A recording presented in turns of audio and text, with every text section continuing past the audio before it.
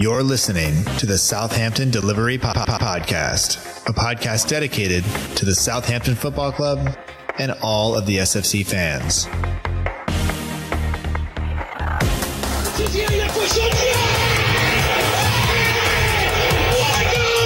you want to have guarantees, you have to buy a wash machine. Monte with a scooping header. We don't lose a match, either we win or we learn. And today we learned.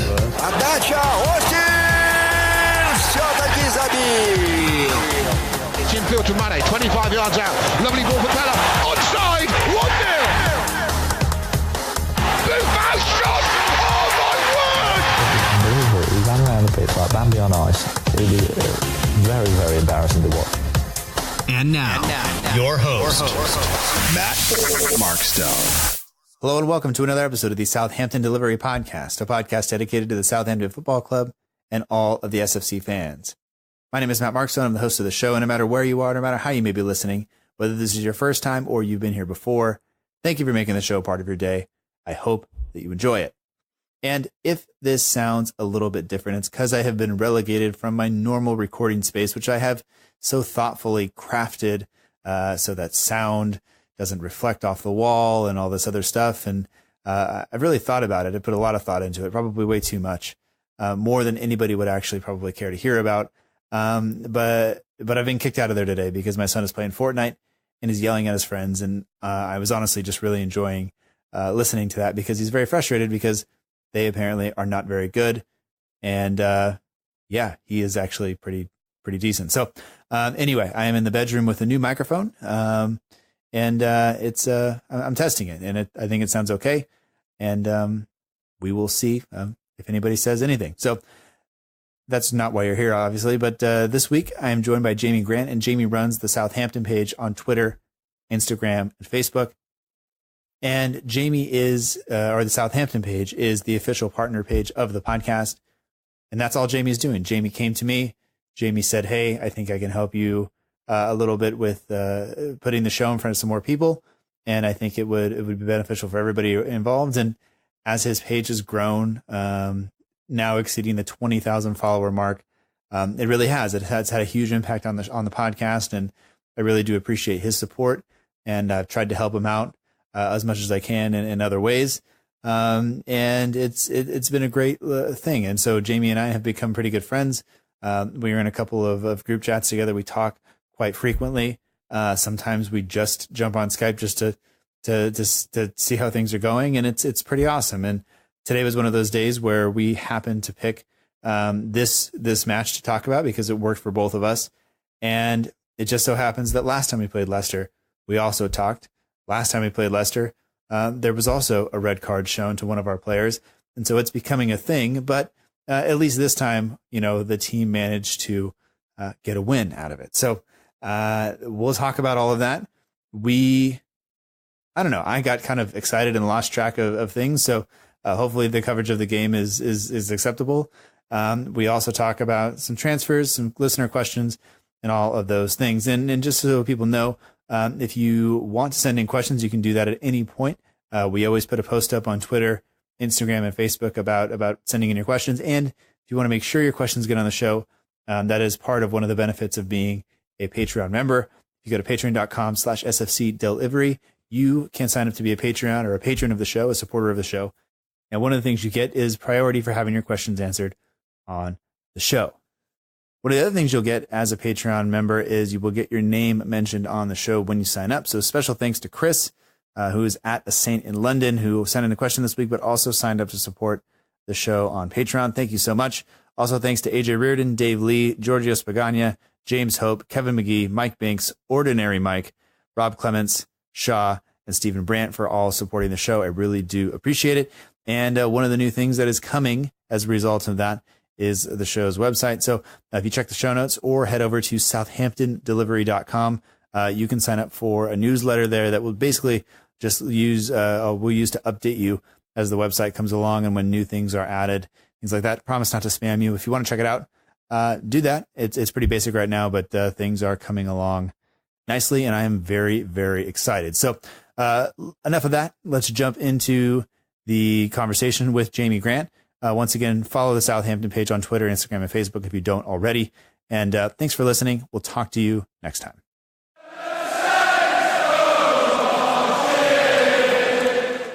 We'd like to welcome back to the Southampton Delivery Podcast, Jamie Grant.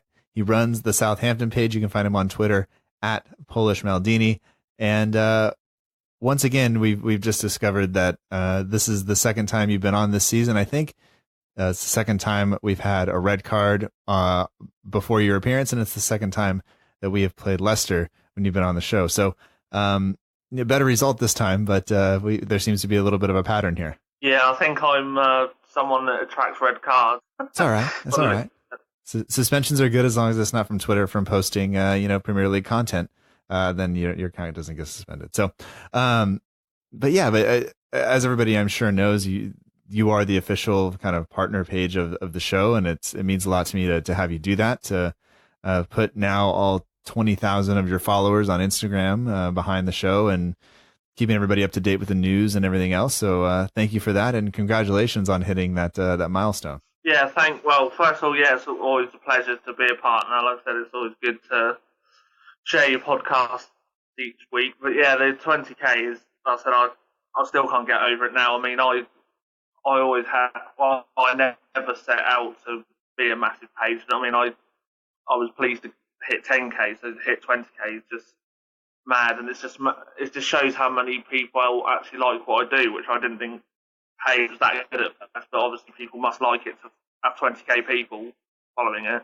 Well, yeah, and it doesn't happen overnight, and you've been doing this now for a number of years, and it's been kind of not slow, steady growth, but it's been steady growth since you kind of took over. And I remember even just kind of going into last summer, you were somewhere around 17,000 or something like that, and now it's up to 20, and we were all kind of watching the followers kind of tick up until it finally hit 20,000. So it's that's a significant number of people, and it seems like people are always interacting with the page. They seem to like what you do. So I think you've proven that you have some understanding of what happens and what people like. And whoever puts a comment on, I always try and have a conversation. What would be nice is if I could just divide some of my followers with my Twitter page, because we're a bit down on that. So if I could bring some over from that, then I could share. But like I said, Instagram's my main thing, really. Obviously, I've got as you know, other people that do the Twitter. So, but yeah, it'd be nice if I could get more to come over to Twitter, though. That would be the next aim, really.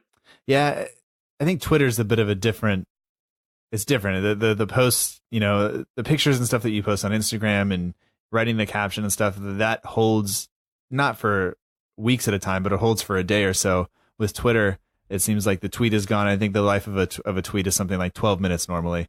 So it's like, it just requires something a little bit different. So I appreciate the match updates, because most of the time I am watching the game, and then sometimes I have to step away. And so if I'm like, the Derby replay will be the first day of school for the semester for us, so I won't be able to watch it. So I will be, I will have my phone and I will be following your Twitter feed. So I appreciate that. Yeah, thanks. Yeah, I normally do it, or either Jack or Aidan, who you spoke to last time, covers it. But yeah, it's always fun. I mean, I said yesterday wasn't so fun to cover. I mean, I was trying to do updates while trying to keep myself stable. So yeah, it was a bit of an emotional one yesterday. It was, and I will say that normally when I scheduled Aidan to come on last week, he wasn't yet helping out on the Twitter account, and then it just kind of happened that normally I don't schedule people for the same page or outfit or whatever for the back-to-back weeks, but we'll make an exception since you're the official partner. And we've had this set up for, I want to say like 2 months. You've had this date set out, so it's nice that it's here, and it's nice that it's a good result. But let's jump into it, I guess, because there's kind of plenty to talk about. We have plenty of listener questions and things like that as well. Just before the game, the story with Claude Puel, at least in the media, and we've talked about it in the group chat and via text and everything else, is people aren't happy. I mean, they're still sitting pretty high in the Premier League table. They're out of the FA Cup, though, unfortunately for them. But people seem to want Claude Puel gone, and that is something that I think you and I understand. But also at the same time, it's like, what do you really want Leicester City? Like, what do you really want? And I think is it just the entertainment factor that's not there for them?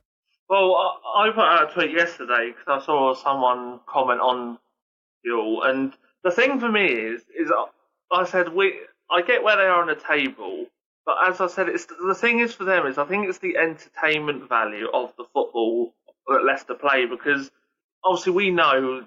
I said because I was reading, I think they were saying on Radio Sound yesterday that the goals aren't flowing for them, but despite where they are in the league, and it's like I said, it's a big case for me. Is the same as what it was like here. So the two sets of fans to be saying the same must show there's something wrong with Claude's philosophy in football. If two sets of fans are agreeing with the same problems he's facing. Well, it seems like some of the people that I listen to when they talk about his time in French football, that the people are generally happy with him. Like, he's well respected. Even the fans were okay with how things go. It just he's definitely not. I don't know. He's not pleasing on the eye, I guess, to the English fan, and they want something different. And especially the team that he took over at Southampton and at Leicester City, they took over teams, that were kind of both counterattacking and a kind of high intensity. And he's kind of changed that. And I think that the fans, for us, it's I kind of forgot almost what it was like to have a manager who set the guys out to press and run hard and just kind of wreak havoc on people. And I think it's even if we lose, it's much more entertaining to watch. And so I think from that perspective, I definitely understand where the Leicester City people are coming from, because you think about when they won the title, they weren't passing the ball around. They were basically saying, here, take it. And, we'll beat you anyway. It is a weird situation though with Pure, because Leicester have had some weird results. I mean, they beat, who was it? I think they beat they beat some of the big teams, and then they lost to Cardiff, and then they beat someone else again, and then they obviously lost to Newport, which was a bit of a shock, and then they lost to us. So it's weird. The results, despite him beating the big teams, aren't enough for Leicester fans, because obviously it's the, let's say, so-called smaller teams. I wouldn't count us in that list, but the so-called smaller teams he's losing to. So I think that's the problem, even though he's getting big results. So he drew at Fulham. He lost to Tottenham. He lost to Crystal Palace. They went out of the EFL Cup to Man City on penalties, which was a horrible shootout, by the way. Then they beat Chelsea.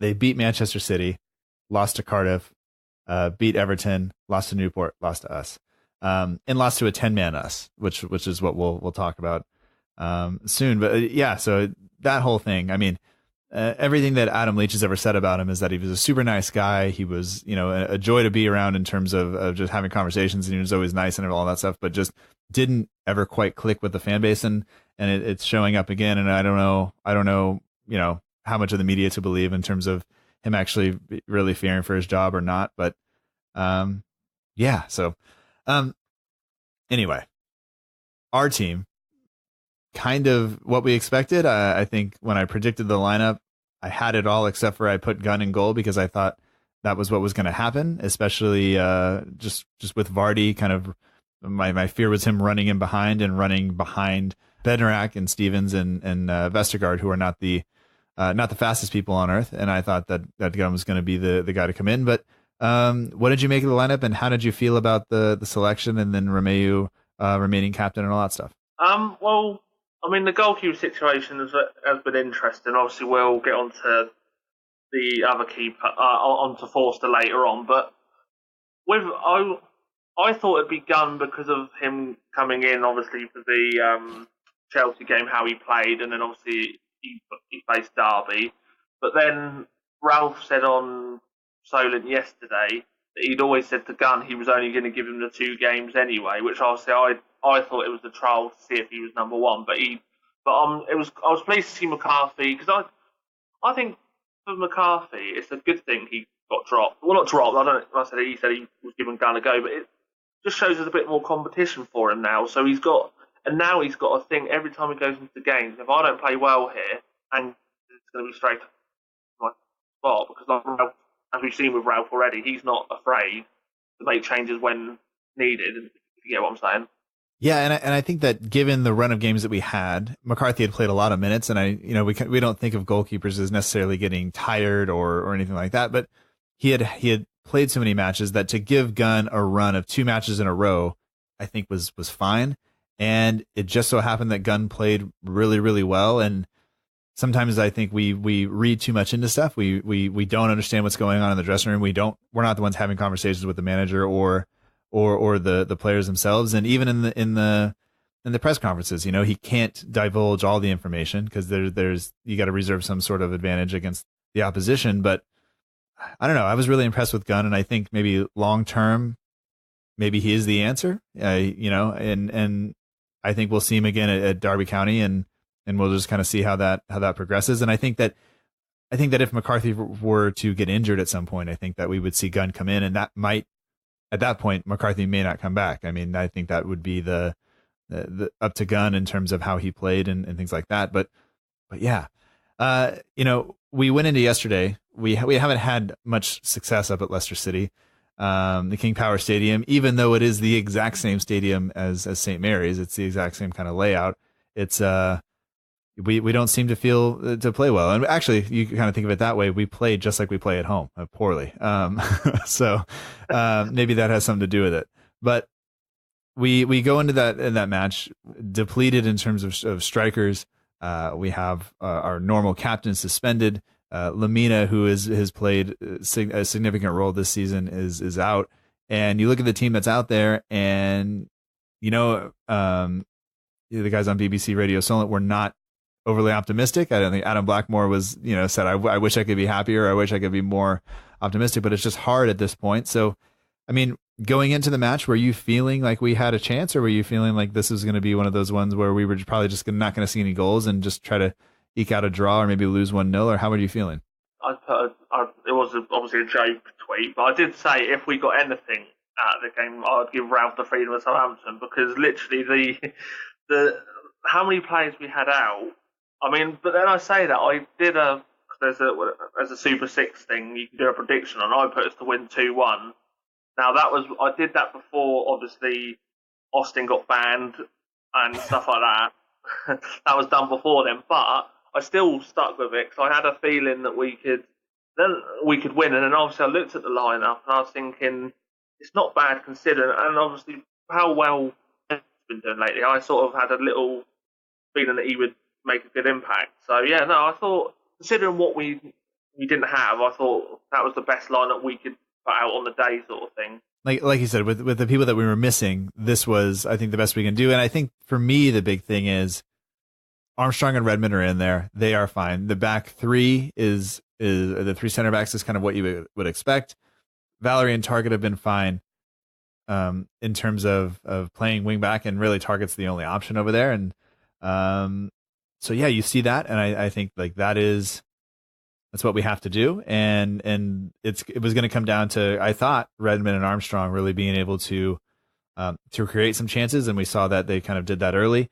And then, Romeo and Ward-Prowse played well together last time they played, and they did it again. They looked okay, and I always worry about Ward-Prowse not being strong enough in the middle of the park, but he has proved over the last couple of games, I think that he's maybe there's something there that Ralph is, just kind of taken him over and said, like, look, you got to be a little bit less nice, and you got to be a little stronger. And I think Ward-Prowse is taking that and run with it. And, I don't think either one of those guys is going to keep Højbjerg or Lamina out of the team. I think maybe they can keep Lamina out of the team, one of them, but it won't be. I don't think we'll see Romeo Ward-Prowse going forward week in, week out, because I think Højbjerg's going to come in and take a spot, which I think is deserved. Yeah, I mean, if Højbjerg can stop getting a nice red card every so often, it'd be nice to see him actually. So I said it is. I mean, we joke about his red cards, but I do feel we do miss him in that middle. I mean, Ward-Prowse is a player that I've got mixed views on. Obviously, you've seen over the last. I try not to be, because I still think there's a lot more to come from Ward-Prowse. But I must admit, the last few games, Ralph is starting to get, I think, something out of him. But I totally agree with you. As soon as Højbjerg's back, he'd be straight in that midfield, and I think he likes Lamina too. So I would imagine that we'd see Lamina and Højbjerg back together anyway, and Romeo and Ward-Prowse back out. But like I said, it's more options. I think the more competition you've got, the more good for us is. That's what you want in every position, good competition, and you want the manager to be thinking, oh, am I selecting this week? That's how you want it to be. Yeah, and I think it gives us the ability to change and add an extra midfielder if we need and by doing that, I think it will allow us to just kind of change. And when we come up against some of those teams that maybe we need to play 3 men in midfield so that we don't get overrun or whatever it is. And I think that flexibility will be good going forward. And yeah, I mean, we're going to need all the help we can get because granted we're out of the relegation zone now, but it's still not, I mean, it's by no means a guarantee. Getting into the game, I think, Ben Chilwell, who was called up to the England squad, I think not too long ago, was keeping Bertrand out of the squad for some time. And I mean, he just had a terrible game. He was kind of the center of attention for a lot of it. Him and Valerie seemed to go at it quite a few times. He was, he wasn't great yesterday. And there was a couple times that he let the ball kind of run out of play and wound up giving us a corner and things like that. But I thought, he gave the ball away initially for Armstrong's shot early on. And when we saw kind of how we were pressing, I was kind of impressed with that. And I don't know, like looking early on, it looked like it was going to be Redmond and Armstrong that were really going to be the ones that did it. We kind of talked about that a little bit, but I guess the penalty comes from, is what we have to talk about right away. And, for as much as we talk about Long not being able to score, for as much as we say kind of, what comes from all of his running and all this stuff, like yesterday, he was one, the guy who scored the goal, and two, the guy who got the penalty. So he plays a direct kind of role in both goals. And, as much as I think Charlie Austin finishes much better than Shane Long does, and I say that with the straightest of faces, he doesn't do some of those other things. I think that whether Shane Long goes, this is my chance to prove to everybody that I can do this, or whether Shane Long just says, this is, I'm the only person to go out. I have to go out there and do this, and I'm just going to play my game. And getting the penalty was no question on the penalty, I don't think. But when Casper Schmeichel plays that ball out, I think it's Target who beats, is it Albright into the ball maybe, and then kind of Armstrong plays it, just a little loops it over the top to Long, who makes a good run, and Mendy wraps his arm around him and pulls him down. I mean, I don't think I've gotten anything out of line there. I think it's pretty straightforward, right? Yeah, I mean, Long's obviously I could go. You could make a whole podcast about me talking about Long, but I'm not going to do it. But like I said, I thought yes. Thing is, I will. There is some credit I'll give him. No matter like I said, it's a phrase that I see a lot, and it does slightly annoy me, but it's true. He does work. He is someone that wants the team. Obviously, that's not enough for me, but he does. Like I said, he will run and run. I mean, for his age, I think he 32. I mean, he's still able to do what he does, chases after defenders. I mean, he is. Like I said, he's not my cup of tea, but he is for other managers. He does different things that managers like. Obviously, like I said, I trust in Ralph selecting him. Like I said, it's not always my 100% decision, but if he does like he does yesterday, I mean, then I'm happy to be proved wrong, and I'd happily admit that I was wrong. But still, his goals for me aren't enough, and he needs to be scoring more than that as a striker, for me, personally, anyway. Yeah, absolutely. And I think I've said this before, but I tend to defend Shane Long because I am that player. I am absolute garbage, but I will work really hard and run. And I've been that person my entire life. So it's hard for me to just then slate Shane Long because I can see myself in him a little bit. Say whatever you want about that, but that's okay. So Ward-Prowse steps up to take the penalty, hits it hard, good placement, side netting. Schmeichel gets a little bit of a hand to it. No big deal. It's in. We're up. And that's the first goal, I think, that we've scored there since 2011, according to Adam Blackmore's tweet. I mean, that says something. And then I also think that's James Ward-Prowse's first goal since February of 2018 for the club. So, or maybe that's just in the Premier League. I'm not sure. But, I mean, we're up 1. It's early on. Leicester City don't look like they're enjoying us pressing them. I thought the team yesterday, I thought we played pretty well. I mean, we didn't have a lot of the ball, and this is even before the Valerie situation. Vardy, I mean, was almost non-existent through the first 23, 25 minutes. And yeah, I just can't. I mean, there wasn't a lot going on. It was a game of football, but there weren't really clear chances kind of going around. I thought Maguire had a couple of chances that we needed to learn from. That I think he got free a couple of times, and you would expect him to do better. And then I think the next kind of big talking point is that Valerie Chilwell challenge. I mean, they had been competing against one another down the Saints' right hand side, but then Valerie goes in with that challenge kind of right on the sideline, and he does go over the ball. And I thought that probably should have been a yellow card in and of itself. I know some people in our chat didn't agree with that, but I thought Valerie was lucky not to get sent off there. One, for the yellow card challenge, for the potential yellow card challenge of him going over the ball.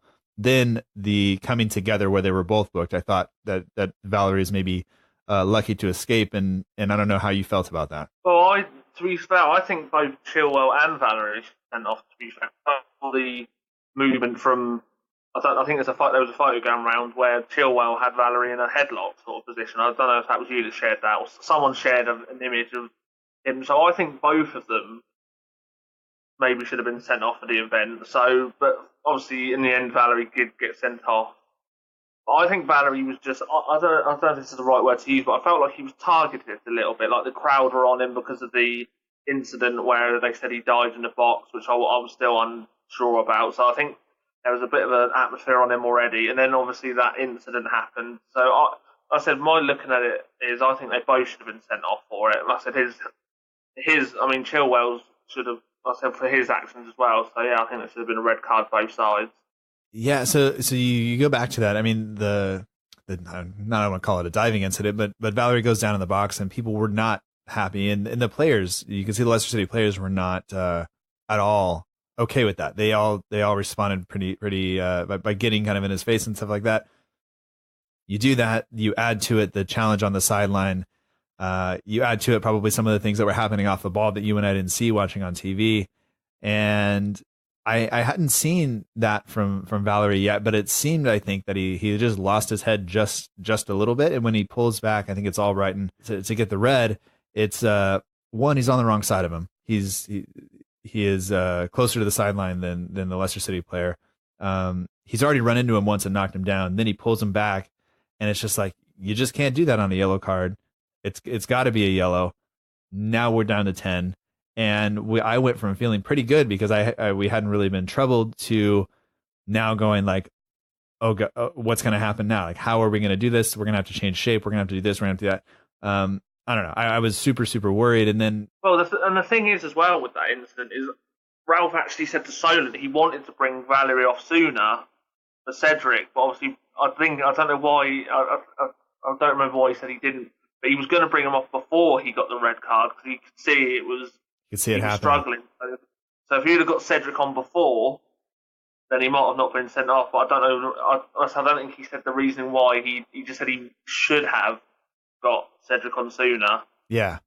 That Bednarak clearance off the line from Morgan's shot, that whole chance came from the original challenge where both Valerie and Chilwell were booked. Then Valerie is sent off later on. But yeah, I mean, part of what I was thinking and looking is where is one of the veteran players coming over to Valerie and saying, hey, calm down. You're okay. We're in this. You got to be aware of the situation.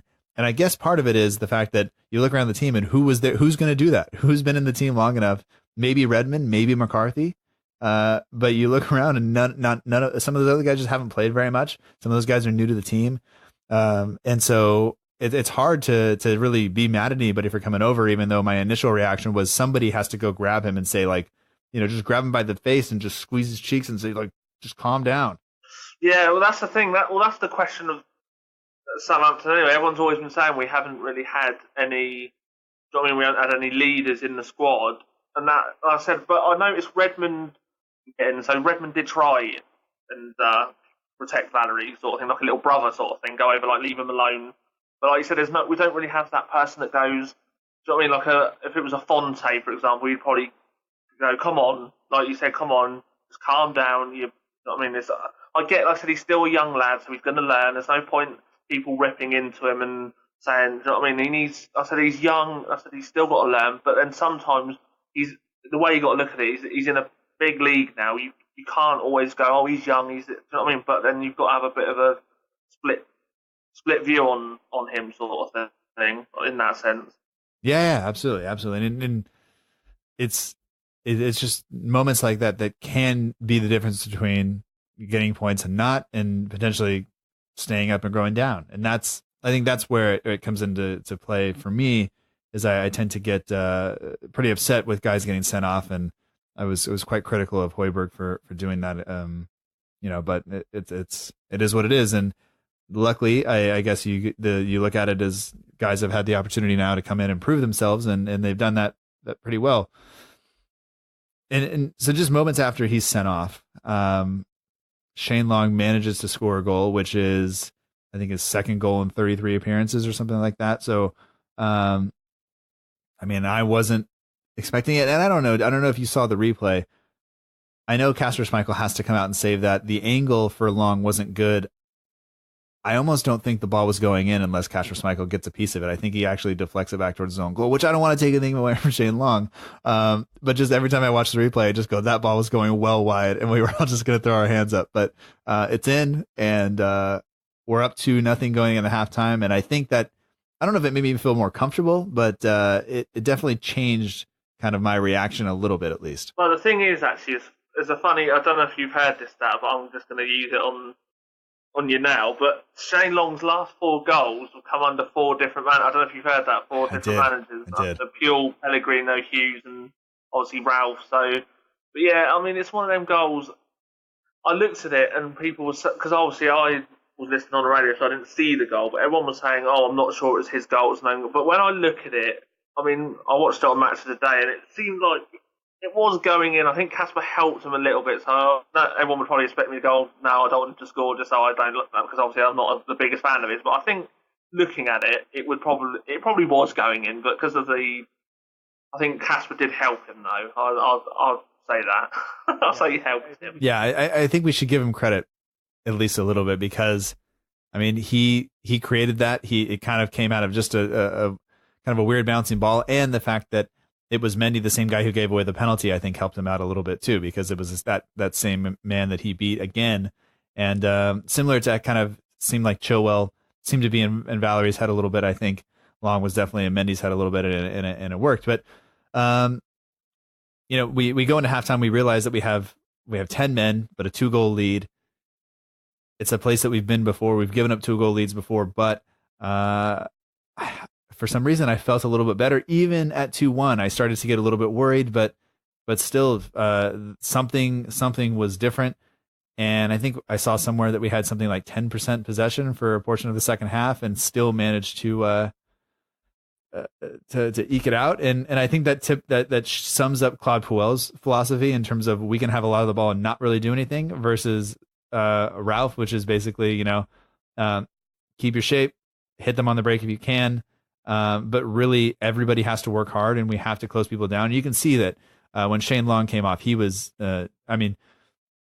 every time the ball went out of play, he was hands on his knees, just exhausted. And it was, I don't think we realized kind of how much effort it actually takes for these guys to do that week in, week out. And it's mentally draining. It's got to be physically draining. And I really appreciate that, all of that. And I think we can appreciate it and say this, I think possibly because we won, and then it means something. If we don't do that, then we just say, it's just not good enough. But I think this was a great result.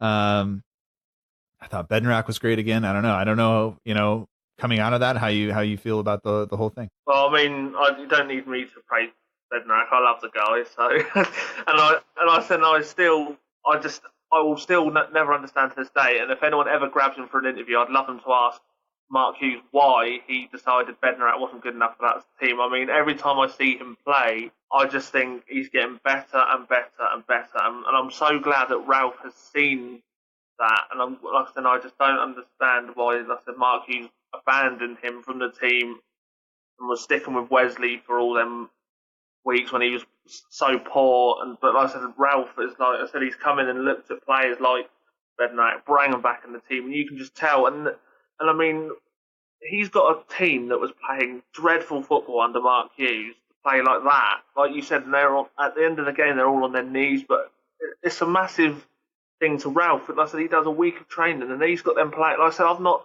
I mean, what was the first game we had that we really saw? It was against Arsenal, wasn't it? And he was, and that I've never seen the players do that. But, I mean, and all of them were knackered at the end on the floor, out of breath. But that's how I liked. I said that's how I liked it under Pochettino. When he first came in, he changed the whole thing. And I said it's got to be credit to the manager and to bringing in players and his choices and the way we play. And like you said, if it comes off with a win, we're all smiling. If it comes off, everyone's like, "Oh wow, we've done all that for nothing." But like you said, we always come out after the game thinking there's room for improvement after this, regardless of how we performed or what the result is we get. I think that I think you're right. I think no matter what, there's always room for improvement. And I think that Hasenhuttl will recognize that. I think the players will recognize that. And I think that from us as fans, I think we can appreciate the fact that they run hard. And maybe just to clarify kind of what I said earlier, like if we do all that running and we lose, eventually we will start to become critical of us not having the ball and things like that. But it's just because we want the team to win, and we were always going to look for improvement. And some people are just going to complain no matter what. But for the players, if you go out and play that style and you don't get results week after week after week, eventually it will start to wear on you as why am I putting in all this effort? But when they do what they did yesterday, where they put in all of that effort, they run themselves into the ground and they are drained at the end, but they get 3 points and they see the reactions of the fans. They see the appreciation of the manager. They see kind of what it means to all of us. I mean, going around the Saints FC hashtag yesterday was one of the most positive things that it's been in a long time. And I think that when they see that gives them or just kind of maybe it reaffirms the fact that they're doing the right thing. Whereas if they lose week after week, then they're just like, why would I do this? I can stand just our side of the center circle and just wait, and I don't have to close the people down, and we'll get the same result, and that it's much easier on my body. And so, for that, I appreciate the people doing that. But let's jump into some questions. We have some questions here, and then we'll make sure we talk about some of the team news and stuff afterwards in terms of departures if we don't get to it from some of the questions. But people can leave questions on Twitter, Instagram, or Facebook. They just look for the post that asks for them. You can also send an email, southamptondelivery@gmail.com, or direct message on any of the social platforms. But one thing that the Patreon members at patreon.com/SFC delivery get is they get the ability to have their questions be given priority. So we have some questions from some Patreon members here. Rob Clements says, given the performance, should Long and JWP perhaps start again next week? Now, I'm not sure who's going to be fit next week, but would you give Shane Long a run out? And do you think we talked about JWP a little bit earlier? I think with Højbjerg coming back, I think it will. I think Højbjerg's going to slot in. That second spot next to him, whether it's Romeu or JWP, I think is kind of up for grabs. I think it can go either way. When he says next week, does he mean the Derby game or the Everton game? I'm guessing he means Everton, does he? Yeah, I would assume so, but I have no idea. Well, if he's talking on the basis of Everton, I'm sure Ralph said that Ings was going to be an option for Everton, I think. But it depends on what Ings is, because I don't know if Ings is back in training at all. Obviously, I know Ings will more than likely miss Derby. Right. I wouldn't even risk him there. No, I wouldn't risk him. No, I think if Long was going to start, I must admit, obviously, this is really dependent on the availability of Obafemi, Ings. And Austin will be back as well, so he'll come back into contention. Well, let me ask you this. If anybody else is fit, if Obafemi's fit, do you start him over Long against Everton? No. You start Long over Obafemi? Sorry, no. If Long, if Ings is back, I'd start them over him. Sorry, yeah, that's what I meant. Yeah, okay. So I think on the depth chart, right, like Ings starts if he's fit. For me, I don't know if it's Austin, Long, or Obafemi. After that, like other than Ings, everybody else is a crapshoot. I don't think Charlie Austin brings enough to the team. I think he can do a job for 20 or 30 minutes. So maybe you try to unsettle Everton by just letting Long or potentially Obafemi run at them for 60 minutes, and then you bring on Austin, or maybe you let Obafemi start. But I don't know if Obafemi is I don't know if he's seasoned enough to start a Premier League match up top. And I think that with the goal, I think that Long is going to probably get a chance if nobody else is fit. Yeah, I think, like I said, the thing is with Long is, I think he's someone you like to bring on towards the end. Like, if a defence is tiring, you bring on Long to run them down even more. So, I mean, depending on availability, like I said, if Ings and Opafemi are still not back, then I could imagine, he'll probably start against Everton. But yeah, if it was me, if I said, the thing with Opafemi is he's another one I put him in the Valerie category of still learning, but obviously it's tough to say still learning because like I said, he's in the Premier League now, so you can't really be learning. You need to be jumping up to the level now. But like I said, he's still got a lot to prove, and I think he's another one that Ralph likes because of pace and that sort of thing. And also you've got to throw Gallagher into the mix as well now because he's there as well. So it depends. Obviously, I wouldn't say Gallagher's the starter by no means, but yeah, I think Long starting against Everton would depend on who's back, and obviously we won't know that until next Thursday, which is obviously Ralph's next press conference. So we'll probably know clearer next Thursday if Long's going to be starting or not. And that kind of comes into or brings up the next question from Kevin McGee, who is another patron. So thank you so much for your support. He says, how many changes should the manager make for the cup game? I understand the need to let young players have a chance and rotate, but I don't want to see a reserve team when I turn up on Wednesday night. I mean, I haven't given this a ton of thought because I still think the Premier League is obviously the focus of the club, and so I think that's going to take priority. But we don't have a ton of options. Højbjerg is still out. Lamina, who knows if he's going to be fit? We don't know about Bertrand. So you would assume that Target would potentially be in. That Cedric's going to play on the right. The back three will probably remain the same. Maybe Ramsey comes in, but I don't know why you would do that. I think we'll wind up seeing Slattery again in the middle. I think we could see some changes for Redmond and Armstrong. I think Elyounoussi might come in, maybe Sims, maybe was it Johnson, maybe. I think that might be kind of how it looks, and then it just depends on how you who plays up top and whether it's Long or Gallagher or Obafemi, who knows. I just remember the last cup game, I just wanted to predict a lineup so I could write basically my Long Johnson across the top of it, and I managed to do that by putting Elyounoussi, Long, and Johnson in the starting lineup, even though I didn't think that was going to happen. But I just thought it was too funny to not do it, and I really had no idea who was going to play. So I don't know. Those are my thoughts, and I don't know if that's a reserve team or not. I think Elyounoussi got to do something to prove himself here. He's starting to run out of chances, I think, with Saints fans, and we always seem to pick one or two people to just harp on, and I think he might be it. He might be it if he doesn't change it around pretty soon. Yeah, I mean, on the cup team, I mean it's an interesting one. I mean the Derby lineup we put at Derby away surprised me of some of the players he put. I think it's like you said, with injuries, we're still going to have the same people out. There'll still be no Austin, still be no Ings, still be no.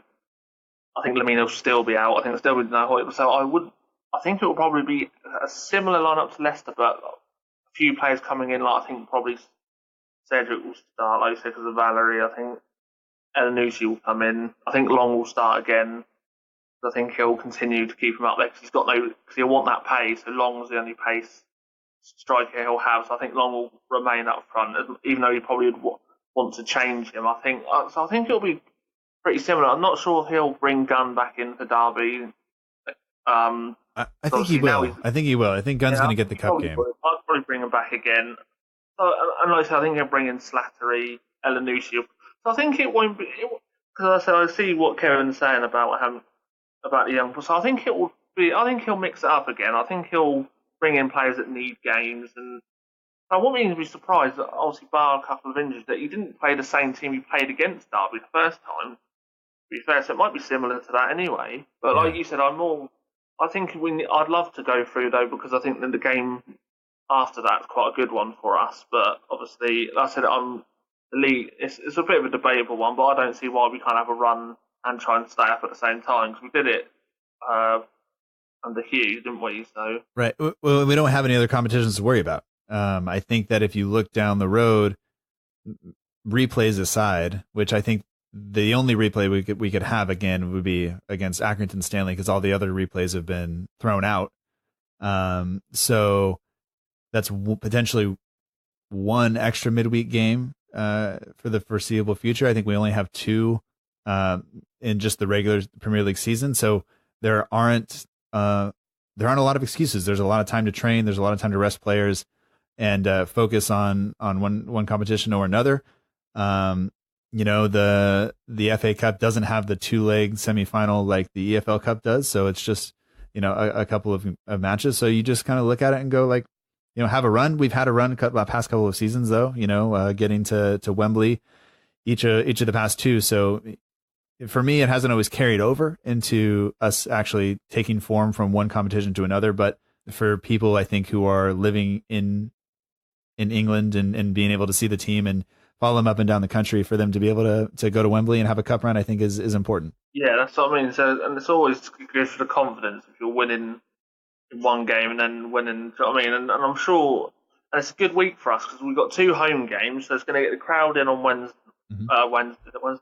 night. Then we'll be back home. So we can start picking up a run and it just gets everyone. You know what I mean? You get a win against Derby, you've got a fanciful tie next. Obviously, it's never 100% when you're playing a team like Everton, because anything could happen. But right. I said that's the game to look forward to. And then obviously, like I said, you go into the Everton game, which is another home game, and it just gets people, like I said, the people's spirits up, and it's nice to just keep winning. That's what you want. It helps the training and keeps everyone happy and keeps the same hashtag from not melting down. So, do you know what I mean? It's happy day. Yeah, it makes it a decent place to hang out, or at least look at. So last question from patreon.com. Giorgio Spicania says, with the flurry of loanees coming back this January, most being on a season-long loan that are being cut short, do you think this is Ralph wanting to take a look at our youngsters, or do you think other clubs thinking they aren't good enough? And thinking for some of them that have come back, Sims wasn't getting in the team at Reading, and the manager there said the squad was bloated, although I also saw him wanting to sign a player. So who knows what the real case is, but he wasn't getting in there. I think some of the other guys were injured. And so them coming back because of injury, I think is, if they're there and I think Southampton wants to be able to take care of their own players if the injuries are there. So I think that is part of it, but I also do think that it's at least a little bit of the club saying, look, the last manager maybe didn't want these guys here. He wasn't going to play them. He wasn't going to look at them. We needed them to get game time. Now, perhaps Ralph wants them here to push, and he wants here to develop and get them to play in the system that they're going to be playing in if they make it to the first team. Whereas before, it kind of just looked like we rolled the ball out and said, go 4-4-2 and enjoy yourselves, guys. And that's kind of what the training methods and management style look like under Hughes, where now I think that it takes a little bit more coaching, a little bit more kind of insight and time to pass that on to the players. And I think that bringing the youngsters back, getting them healthy and kind of schooling them in that thought and doing that all the way through the academy, I think is part of it for me. I don't know how much you agree with that or not. Yeah, I mean, looking at the players that have come back, Jake Hesketh's back not because he wants to be, because he, unfortunately for him, I mean, he missed or we'll say the game against Man City. I mean, I don't know if it was really a game, but yeah, so he back from obviously with an injury. Jake Flanagan, who's been on the books for a very long time, I can't see him. I mean, this in all due respect, would be nowhere near the first team because he's been here he's one of them people that seems to get contracts every year, and I don't understand why, but he's enough. Well, I mean, Josh Sims at Reading's a weird one because I think that he was just misused at Reading, and to be fair, they've sacked 2 managers, I think, or they sacked a manager and replaced a new one, and then the new manager wasn't keen on Sims, and then Sims was on the bench yesterday. So, I mean, and like I said, and Ralph was very open about him and said, I like what Sims does, and I think Sims can prove Reading fans wrong, because a lot of them say they don't see how he's anywhere near a Premier League squad, but I think I remember back to his, I know obviously it was one game, but at Anfield when he produced that run to set up Long for the moment, I think it's good. So I think based on the people that have come back, I think Sims is the one that I think is in his in his eyes at the moment. I think when Hess gets back, but I did read something that Burton would like to take Hess back, so I wouldn't be surprised if he didn't maybe appear there again. I think he's come back in here just to get recovered, really. Yeah. All right, one more from Patreon member who actually left it on Twitter. He says, all right, on goalkeeper choice reaction, I think we talked about it a little bit earlier, but he says there seems to be a divide between the fans on who should be our number one. How has this come about? What has Alex McCarthy done for calls to be dropped, or how does this affect the dressing room when it's being discussed so much online and in the media? I brought this up a couple of weeks ago because there were people on Instagram and on Twitter saying McCarthy needs to be dropped. We're allowing all these goals. We're not keeping clean sheets.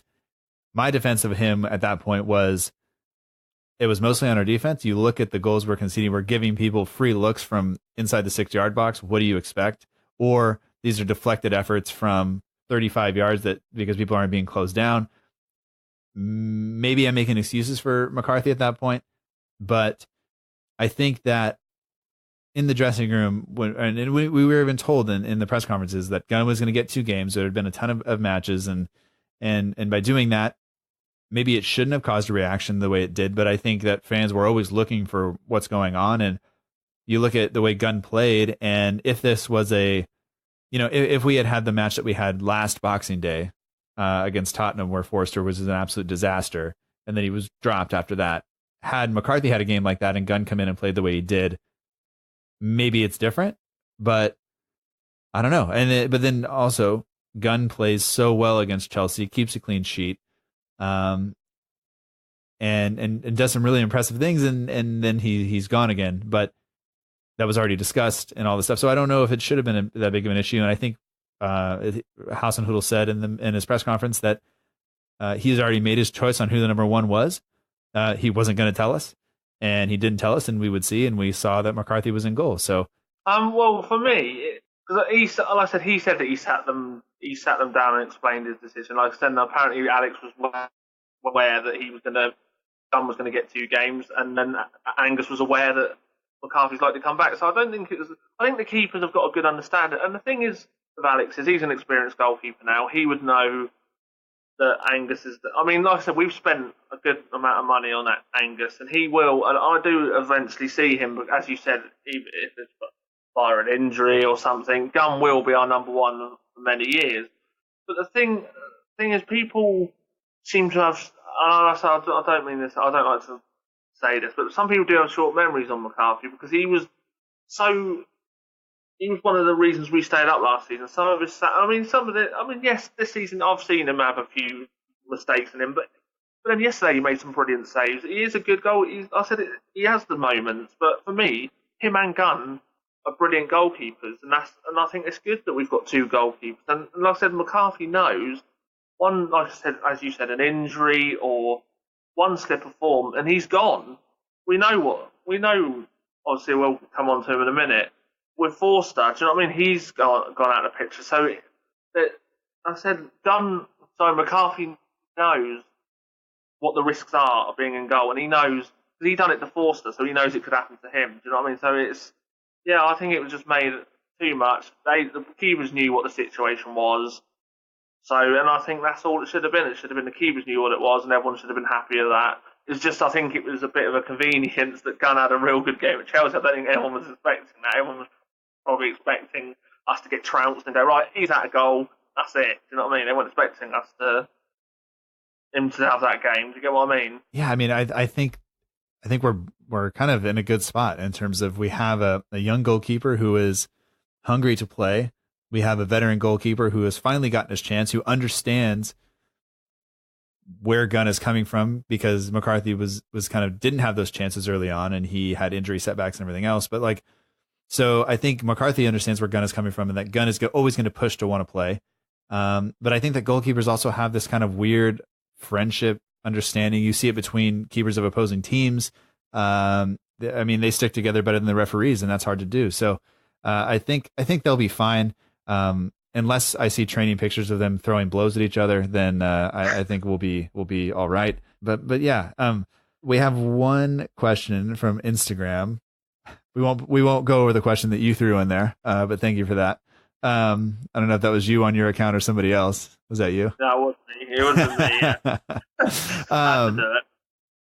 Yeah. So we have another question on Instagram from, it's ASEMADRIAN. And he says, what's your opinion on Gardos? PS, he just transferred to another club. And the only thing I think I have to say about this is you have to go back to, I think it's 2014, 2015 to find a time that he played in the Premier League for Southampton. He had an FA Cup appearance. He had an EFL Cup appearance. He had some Premier League 2 appearances, but injuries just ruined him at his time at Southampton. And for him to go on and play elsewhere, I am happy for him, because I think that he should be doing that. It wasn't going to work out for him here, but he's not really playing a ton of minutes, even in Romania. So I think he's a nice enough guy. I still follow him on Instagram. I enjoy seeing the pictures of the Romanian countryside. But that's basically it. Yeah, I mean, well, interesting. I must admit, that's an interesting question. But yeah, no, with Gar, I mean, yeah, Gardos follows the page still. As you say, I still check out how he's doing. I think he's currently on a break in Romania, so that's probably why you're not seeing many game photos. I think now, was it a winter break for them? Well, they have to, because it's all frozen and ice and stuff. But yeah, no, he's a nice guy.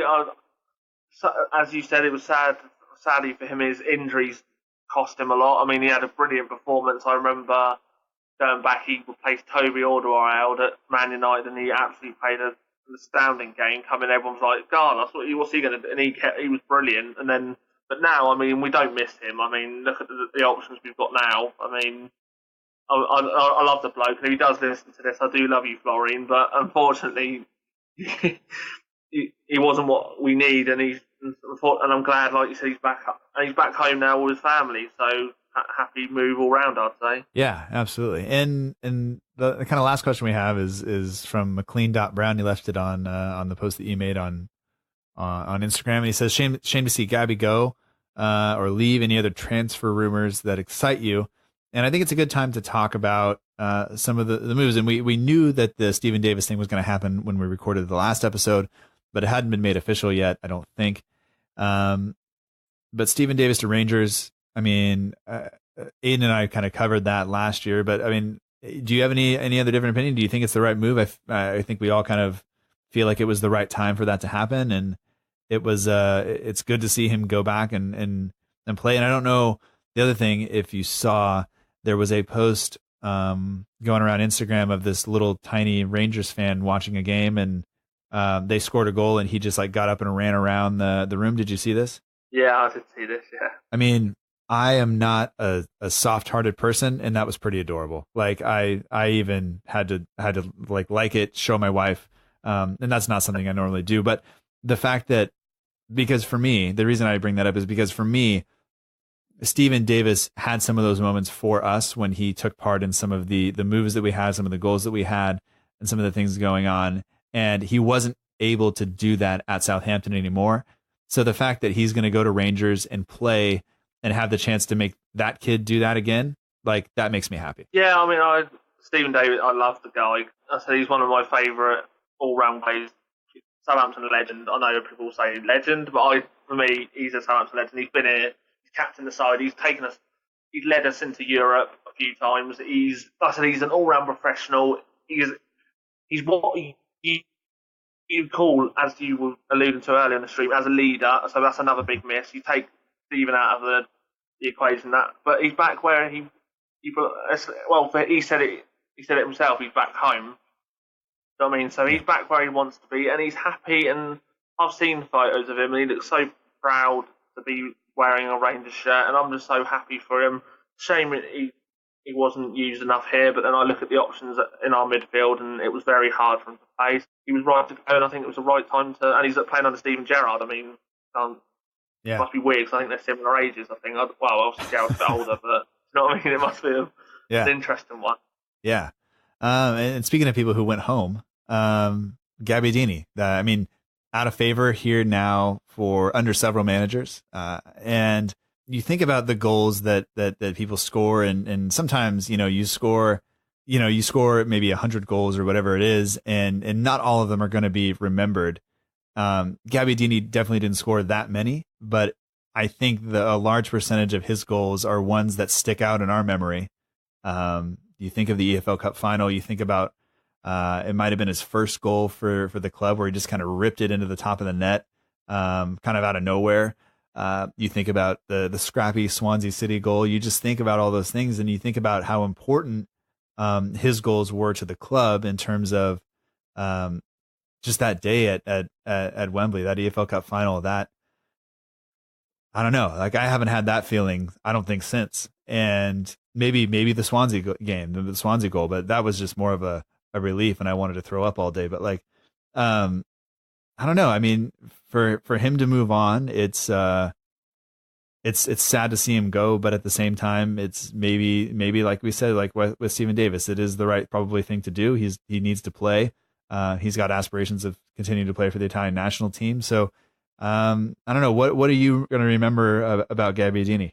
I mean, Gabbiadini for me is always going to be a player that I'll never forget, because I said watching, well, two feelings. I mean, the one in the EFL Cup final, it bitters me to this day, because I still think he should have had a hat trick, and I'll continue to say he should have had a hat trick until day dot. But yeah, that game was just brilliant. And the Swansea game, the emotions I felt after he scored that goal was something I'd never got. The whole the whole build up to it, the scrappiness of it, and then him just stick. And he had such a tough season anyway, and he done that, and the feeling after.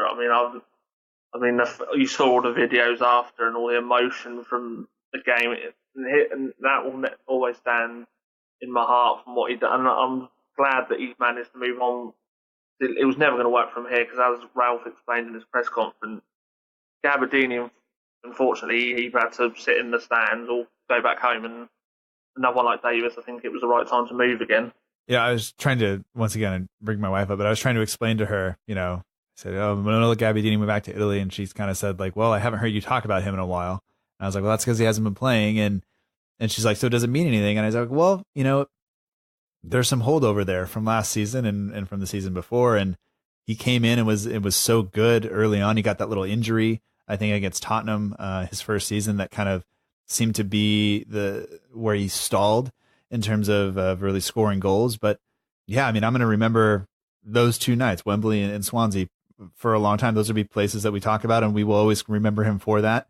And so, maybe as time goes on, the history, you look through rose tinted glasses and you only remember the good times. And I think that's fine. I think that's a good way for him to remember. And his post on Instagram was heartfelt and sincere. And, I wish him the best. And the club that he went to, Sampdoria, might have the best crest of all time. I don't know if you've looked at it recently. But I thought it was great, or I think it's great. The only other thing we have to talk about, I think, is Fraser Forster, and then this will wrap it up. We're kind of coming near the end of our time, but I mean, Fraser Forster, he's not in the plans, right? It doesn't seem like. It seems like we have two keepers, and this was all kind of not that what was said about Fraser Forster in terms of his mental health state and all of that stuff. I don't think that hasn't been confirmed, but it hasn't been said it was untrue either. So, but the kind of I guess the news about him being in Ralph Hasenhuttle's plans was not true. So at this point, a guy on big wages, I mean, what do you do with him? How do you address that? For Fraser, he's on a huge contract. It's hard to get rid of him. I've seen a post today saying that Southampton are looking to loan him out again, but they want a club to pay 60k of his wages, which I'm just thinking, that's just not going to. I can't see a club wanting, especially the clubs he's been linked with. I mean, he's been linked with people like Leeds. It was the other one. He's been linked, I think this was before Joe Hart went. He was linked with Burnley, other clubs like that, but I can't see someone giving Southampton 60k to have forced on loan. I think it's got to be either some China team that just chucks 50 million at players for no reason, or I mean, he can't think. You think he's not played a game of football since Boxing Day 2017, and we're on this January. That's nearly 2 years.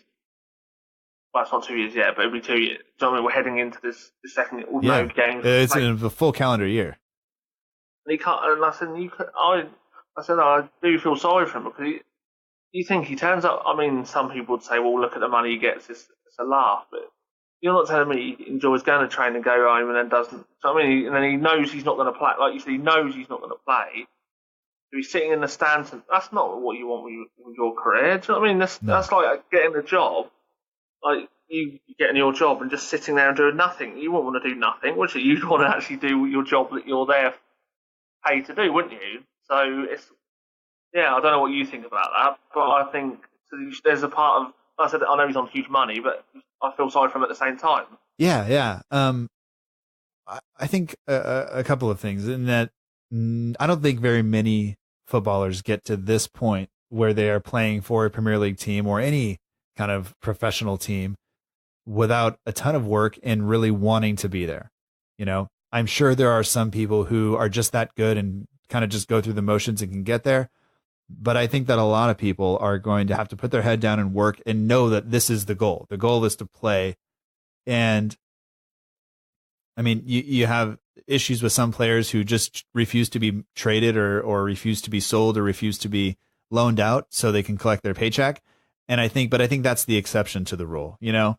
And I think that for Fraser Forster, I think he went through all of that stuff. He had the injury. He had the bad run of form. He had whatever was happening in his personal life. All of that affected him clearly.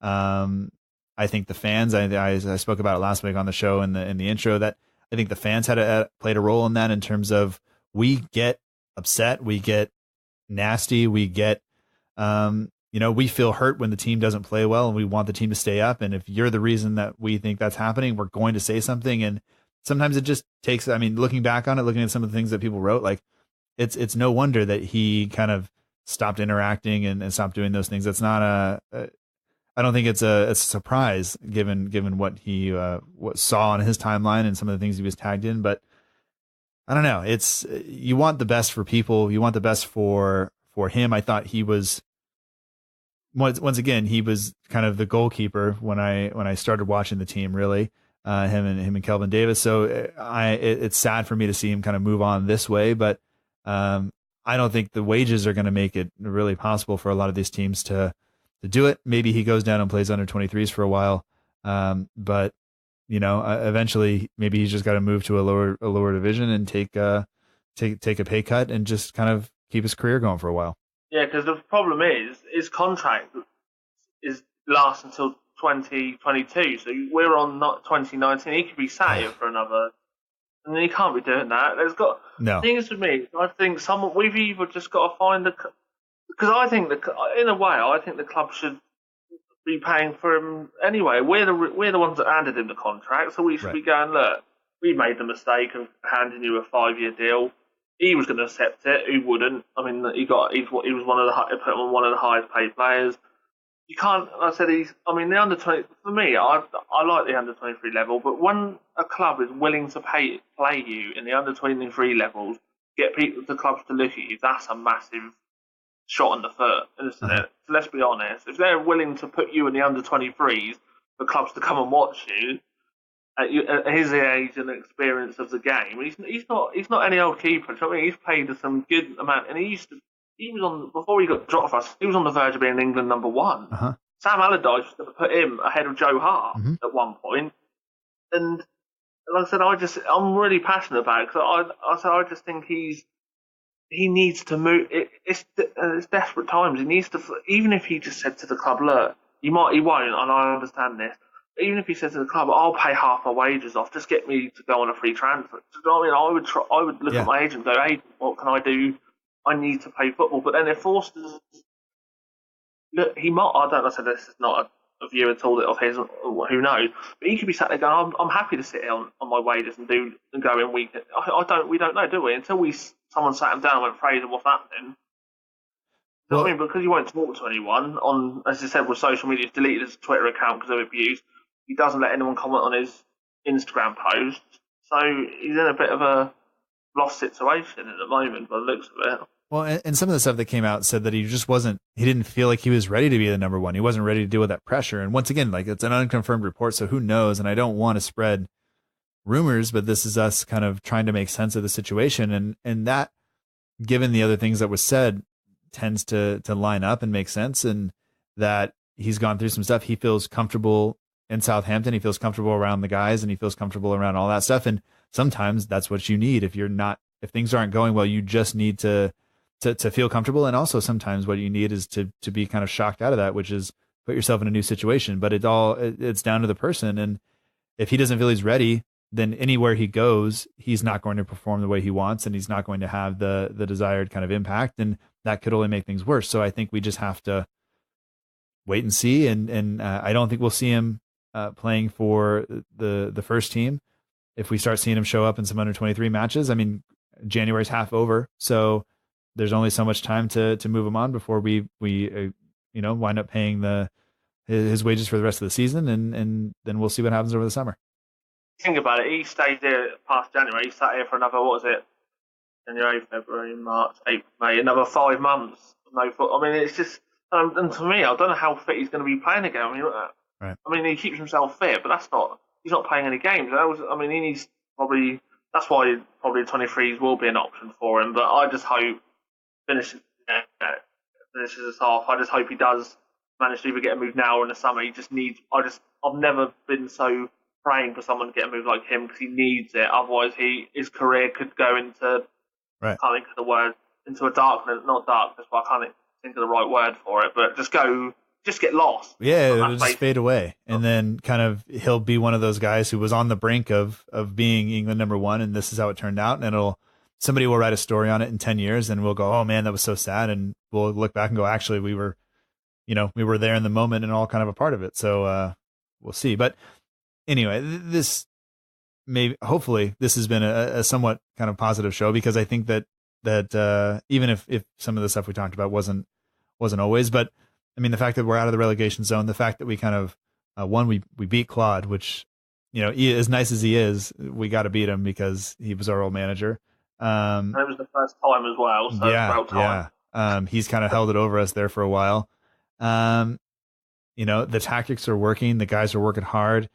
JWP scored a goal. Long scored a goal. Like, there are a lot of positives. We're out of the relegation zone. So I think moving into what will be a tough test midweek, I think, depending on the rotation that Derby put out. But then another kind of winnable fixture, you would say, against Accrington Stanley after that, if we get through. I think it all kind of looks good, and we have a decent run of games where we kind of avoid some of the big names. So I think that this is the time that all of the hard work is going to pay off, and hopefully we start just climbing a little bit up the table. I'll be much more comfortable if we get 6 or 7 points clear of the drop zone here. Yeah, I mean, we started the month off well. I mean, if we can, we've got Everton coming up, and then we've got, I think, a couple of games at home, Cardiff, Crystal Palace. You'd hope by the end of the month we'd look a bit more, I'm not saying 100% safe, but looking a bit more rosy in the garden. All right, man. Well, I think that's it. I think we covered it all. And thanks as always for coming on the show, and thank you for your support of the show over the past 2 years. It means a lot to me, and it definitely helps with getting the show in front of more people. People can follow you at the Southampton page on both Twitter and Instagram. You're also on Twitter at Polish Maldini. The links to those, of course, are in the show notes. But Jamie, thank you so much for joining the show, and I appreciate it. Yep, thanks for having me on as always, and look forward to seeing you next time. Absolutely.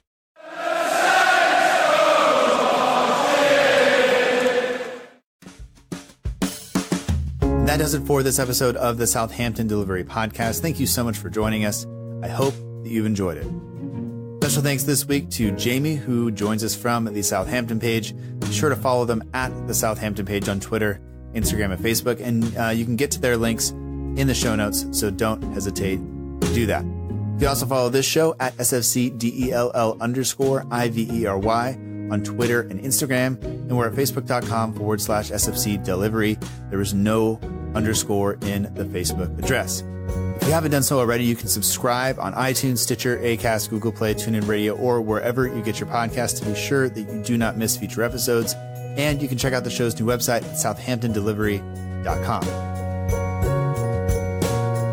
If you are enjoying the show, please consider leaving a review on iTunes or wherever you listen, or potentially becoming a member of the Patreon community at patreon.com/sfcdelivery. By signing up to become a patron, you'll have access to a private chat. Your questions will be given priority for being answered on the show, and you'll get access to exclusive content only for Patreon members. The logo for the show is done by Matt Beeling of the We Are Southampton page. For all your matchday edits, polls, competitions, and more, be sure to check out the We Are Southampton page on Instagram. The Southampton page, which Jamie runs, is the official partner account of the podcast. If you don't already follow them, I would highly recommend you do so. All music for the show comes courtesy of the Free Music Archive at freemusicarchive.org. The intro song is Epic Song by Boxcat Games, and the end of show credits that you're listening to right now is Aim is True by Poddington Bear.